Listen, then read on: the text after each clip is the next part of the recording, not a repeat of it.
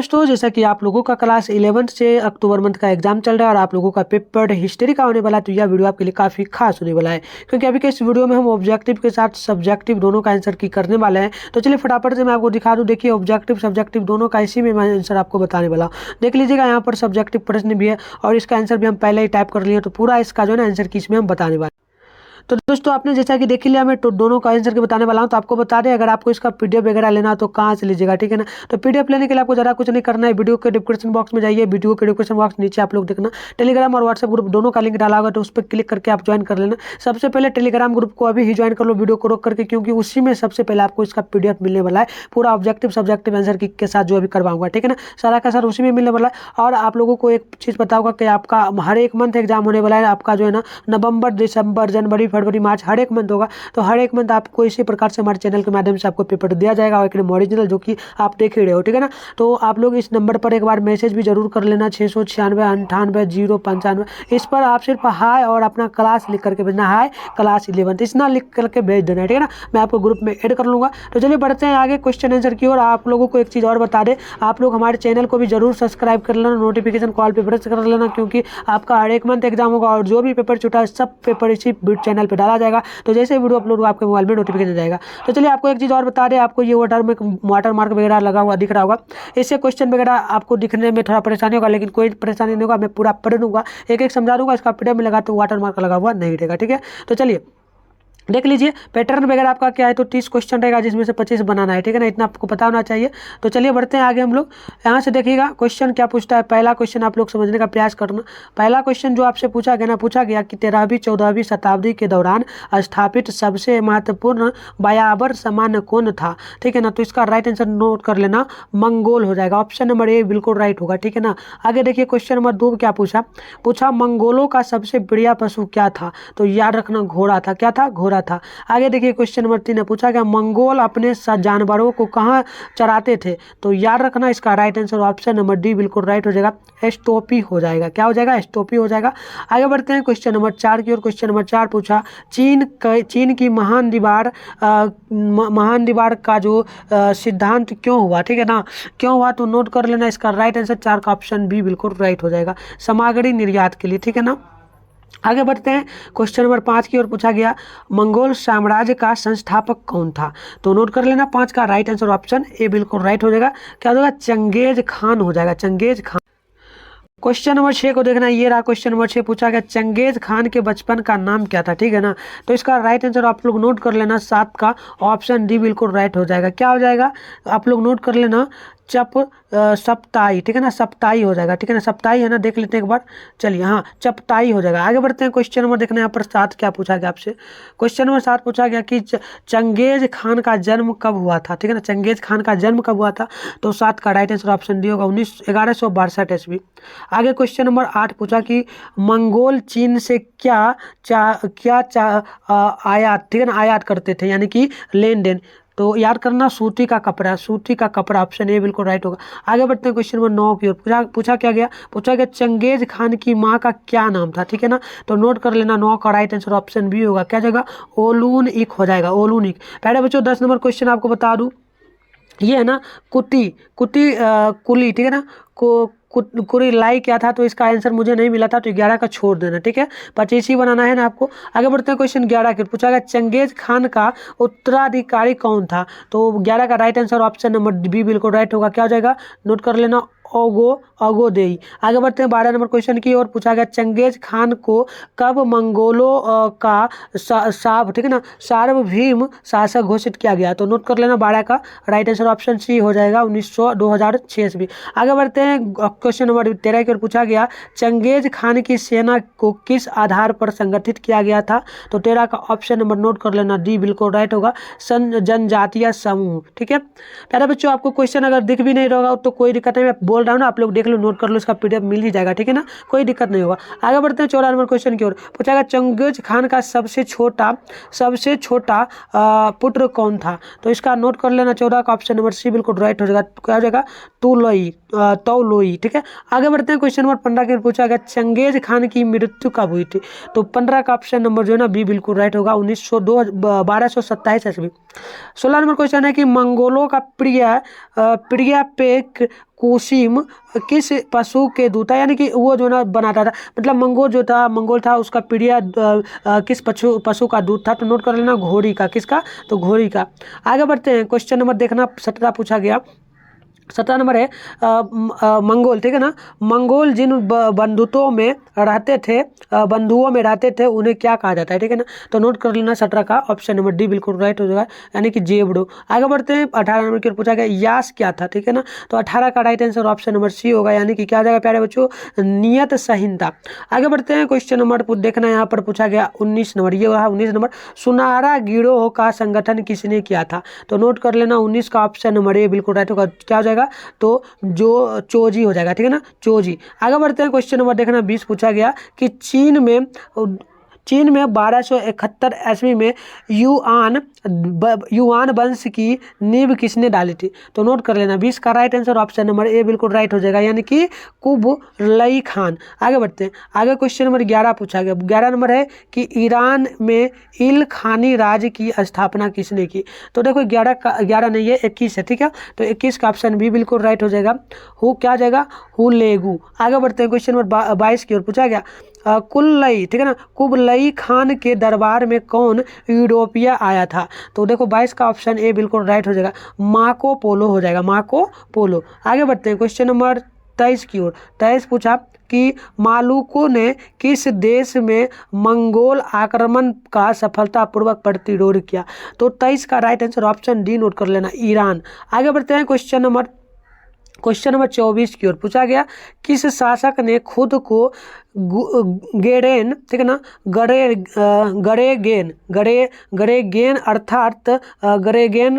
अर्थात शाहिद, यानी कि शाहिद दामाद की उपाधि से विभूषित किया। तो देखो यहाँ पर जो ना 24 का ऑप्शन ये बिल्कुल राइट हो जाएगा, क्या हो जाएगा, तैमूर। आगे बढ़ते हैं, 25 है कि तैमूर का शासनकाल क्या था। तो 25 का नोट कर लेना, ऑप्शन है ना बी बिल्कुल राइट हो जाएगा, क्या हो जाएगा, 1370 ईस्वी से 1405 ईस्वी। आगे बढ़ते हैं, क्वेश्चन नंबर 26 है ना, 26 है, क्या देख लेना, 26 है, हाँ 26 पूछा गया कि याम क्या था। तो 26 का ऑप्शन है बिल्कुल राइट हो जाएगा, विविध संहिता, ठीक है ना। पहले बच्चों क्वेश्चन बड़े आपको सही से नहीं दिख रहा होगा, क्वालिटी बढ़ा लेना, लेकिन मैं बोल रहा हूँ ना, आप लोग सुन लेना, ठीक है। बिल्कुल ओरिजिनल पेपर है, सेम ही आपके एग्जाम में यह आएगा, ठीक है। चलिए 27 नंबर पूछा गया कि पहला इल खानी शासक कौन था जिसने धर्म परिवर्तन का इस्लाम ग्रहण किया। तो देखो इसका राइट आंसर 27 का ऑप्शन डी बिल्कुल राइट हो जाएगा, खजन खान हो जाएगा।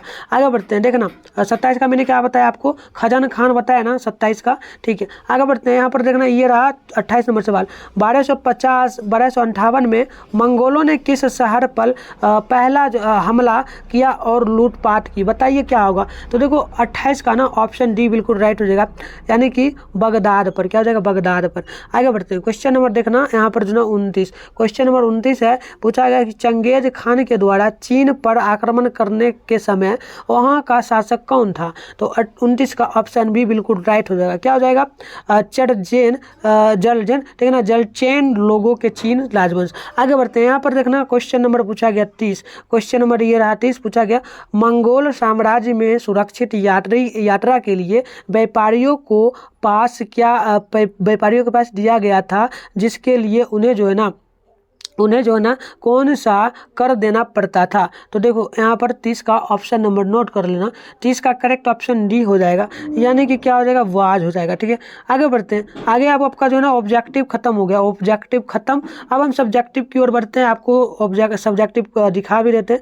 देखिए आपको ना 1 से लेकर के 10 तक प्रश्न मिलेगा, जिसमें से 5 प्रश्न बनाना है, ठीक है। तो देखो मैं प्रश्न पढ़ देता हूँ। पहला प्रश्न पूछा गया कि खानाब दोष किसे कहते हैं, ठीक है। 2 नंबर पूछा गया कि बुलैल ताई से आप क्या समझते हैं। 3 नंबर पूछा कि यायावर जातियों द्वारा स्थापित 2 साम्राज्यों का उल्लेख करें। 4 नंबर पूछा गया मंगोलों के लिए व्यापार क्यों इतना महत्वपूर्ण है। उसके आगे बढ़ते हैं, उसके आगे 5 नंबर क्वेश्चन पूछा गया। 5 नंबर क्वेश्चन है चंगेज खान ने मंगोल कबीरों को चीन सामाजिक, ठीक है ना, चीन सामाजिक और सैनिक इकाइयों में जो है ना विभक्त करने के लिए आवश्यक क्यों महसूस किया।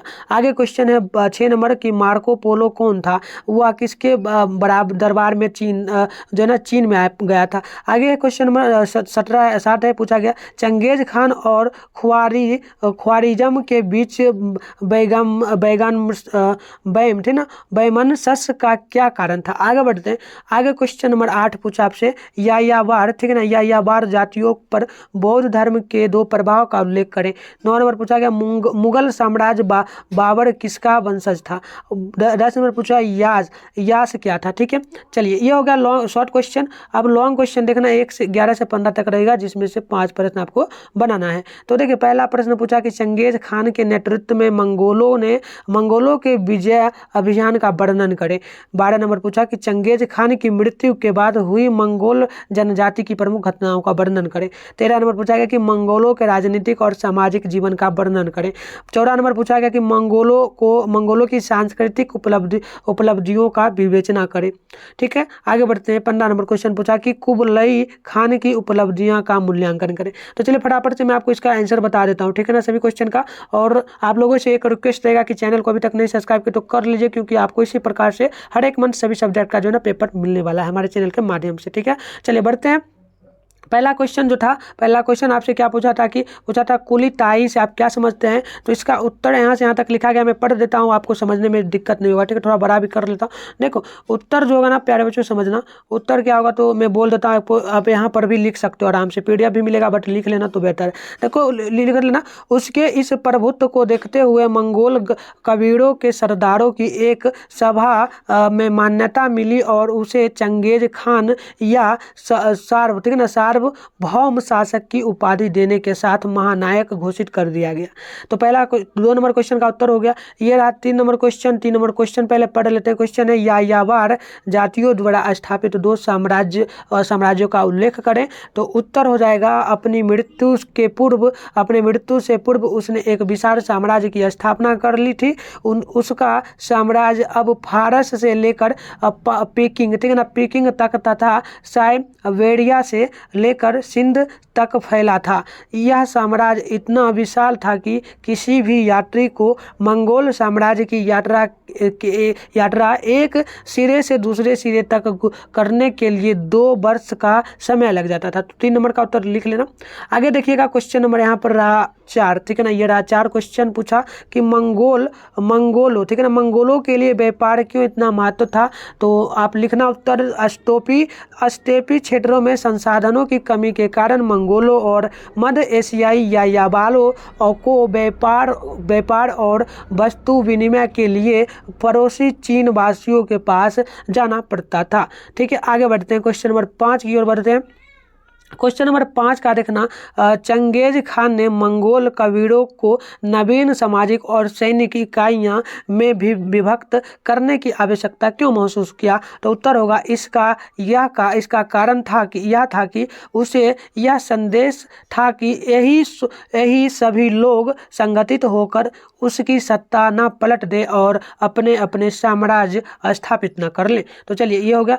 अब हम लोग 6 नंबर क्वेश्चन का उत्तर आपको बताएंगे। 6 नंबर क्वेश्चन क्या था, तो क्वेश्चन था मार्को, ठीक है ना, क्या था क्वेश्चन, तो मार्को पोलो कौन था, वह किसके दरबार में चीन गया था। आगे बढ़ते हैं, इसका उत्तर देख लेना, छोटा सा उत्तर होगा इसका।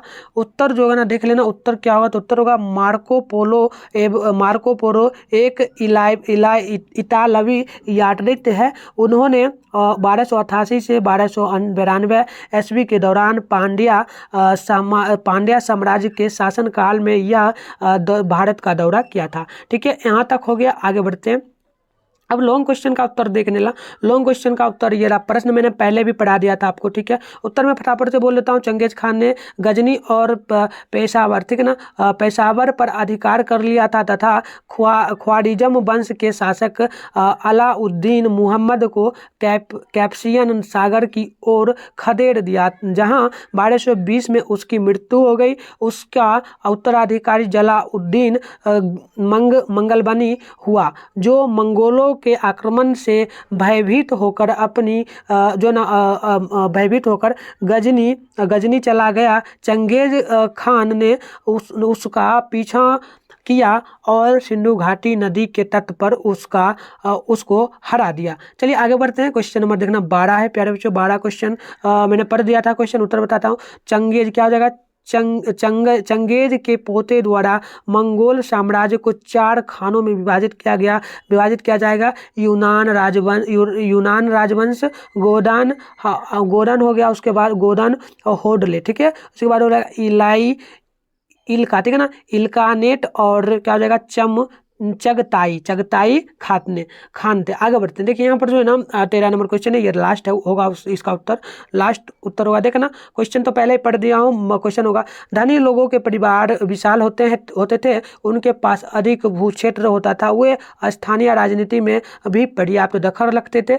खाद्य सामग्री की समाप्ति, अकाल या सूखे की स्थिति में मंगोलों को भोजन की तलाश में यहाँ वहाँ भटकना पड़ता था। लूटपाट करने या आक्रमण करने के लिए मंगोल लोग आपस में परिसंघ बना लेते थे। तो दोस्तों मैंने आपको ऑब्जेक्टिव के साथ में जो है ना सब्जेक्टिव का आंसर की बता दिया। आप इसका आराम से लिख लीजिए, अगर वीडियो से लिख पाते तो। वैसे मैंने आपको पढ़ भी दिया और दिख भी रहा होगा, थोड़ा बहुत नहीं दिखता है, पूरा मस्त बढ़िया दिख रहा है, क्वालिटी बढ़ाकर दिख लेना, ठीक है। इसका PDF वगैरह आपको टेलीग्राम ग्रुप में मिलेगा, और चैनल को सब्सक्राइब कर लीजिए। जिस भी सब्जेक्ट का आपको और पेपर चाहिए आप लोग कमेंट बॉक्स में बताना, मैं वीडियो बना दूंगा। तो मिलते हैं नेक्स्ट वीडियो।